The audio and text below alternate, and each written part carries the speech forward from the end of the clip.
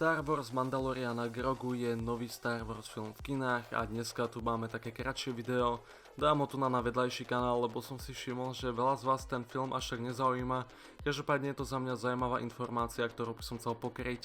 Tak to dám sem a určite mi zo srandy napíšte teda, či ste film vôbec videli, lebo ja si všímam nejaký ten menší záujem, čo sa týka mojich divákov o tento film, a tak by ma možno zaujímali nejaké dôvody k tomu a tak podobne, lebo viem, že Mandalorian mal veľký úspech, ľudí to veľmi zaujímalo a všeobecne si teda všímam aj vo svete, že tento film možno sa mu nedarí teraz tak, ako by sa mu darilo nejakú dobu dozadu. Hej, je to taká zapeklitá situácia, každopádne film som už plne rozobral a dneska sa tu porozprávame o vymazanom obsahu z tohto filmu.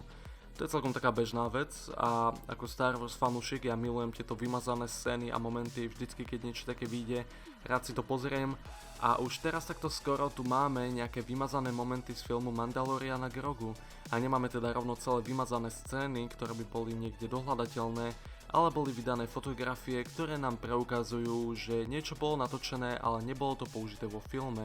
S tým, že v jednom prípade to je taký menší moment a v druhom prípade je to niečo celkom dôležité, tak poďme sa na to pozrieť. Ako prvé tu máme práve bitku na tejto snežnej planete z úvodu. Mnohí ľudia hovoria, že to je highlight toho filmu, pretože Mando je tam cool, je to taká svižná rýchla akcia. A z týchto fotiek to vyzerá, že tá scéna a tá pasáž mala byť oveľa dlhšia. Mala tam byť vyslovene bitka na AT-AT, kde tu vidíme vojakov na streche vozidla. A hej, to je presne tá malá vec, ktorú som spomínal. Asi to bolo dlhšie, predpokladám, boli tam natočené nejaké dodatočné veci. A musím povedať, že tu ma to až tak extra nezaujíma, len som to pre zaujímavosť spomenul.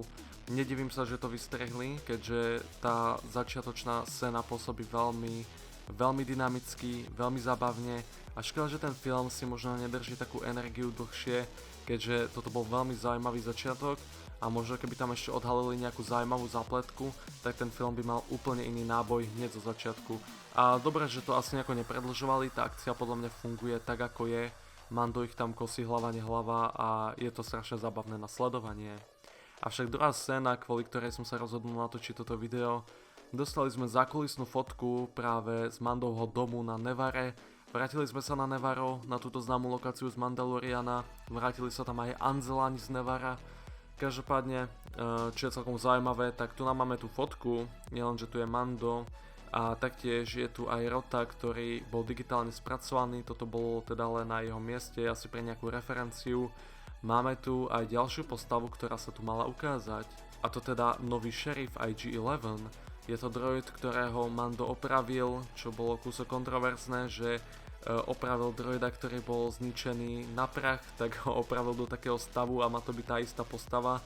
Hej, možno kúsok zvláštne, že ten Mando sa bojí nejako zmeniť ten status quo a stále sa vracia k tým známym veciam z prvej série, nevie bez toho fungovať. No, tak toto sa stalo vo finále 3. série Manda a teraz vidíme, že v tomto filme mal byť IG-11 a mal tu mať nejakú rolu. To je celkom zaujímavé, vystrihli ho neviem z akých dôvodov. Ja si myslím, aj mnohí ľudia si taktiež myslia, ako som si všimol, že ten film sa tiahne ku koncu, tak možno aby opäť urobili svižnejšie to tempo, keďže možno priebehovo to nemá toľko čo ponúknuť ako nejaké iné momenty, tak to jednoducho dali nabok a možno to malo byť nejaké požmurknutie pre tých fanúšikov. A tiež je možné, že teda IG-11 tu mal byť v akčnej scéne, kedy Embo práve prešiel na Nevarro po Manda, možno tam mal byť IG-11 v nejakej tej forme a pomôcť Mandovi. To úplne nevieme, máme tu len túto fotku, ale je za mňa veľmi zaujímavé, že mal byť v tomto filme a ako páčilo sa mi, že sme na to Nevarro išli, aj že sme videli to mesto, aj že tam Mandovi bola vidno tá jeho stará stíhačka, aj že tam mal blurgov, to boli také malé požmrknutia na fanúšikov. Ak by tam bol IG-11, to už by bolo podľa mňa poriadne napojenie pre tých fanúšikov, nejaká tá kontinuita, nejaká väčšia náväznosť. A tiež bohužiaľ nás opustil herec Carl Weathers, čiže Greef Karga sa už nemôže vrátiť práve do sveta Mandaloriana a preto ja som možno čakal, že by mu tam urobili nejakú tribute, možno nejakú sochu alebo nejakú zmienku. Viem, že tam teda na Šakári bola nejaká zaujímavá referencia v podobe textu, ale hej, to je také menej výrazné.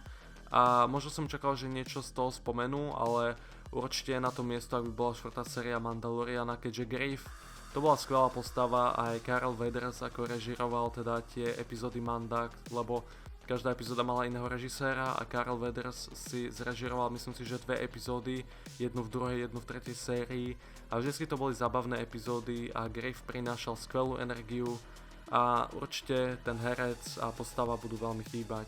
Preto ja som možno čakal, že aj pre fanúšikov, aj nejak pre ten odkaz, tu budeme mať Nevarro zapojené vo väčšej úlohe, možno tu bol nejaký plán na to a je celkom zaujímavé, že IG-11 sa tu mal pôvodne vrátiť. Napíšte mi, čo si o tom myslíte vy.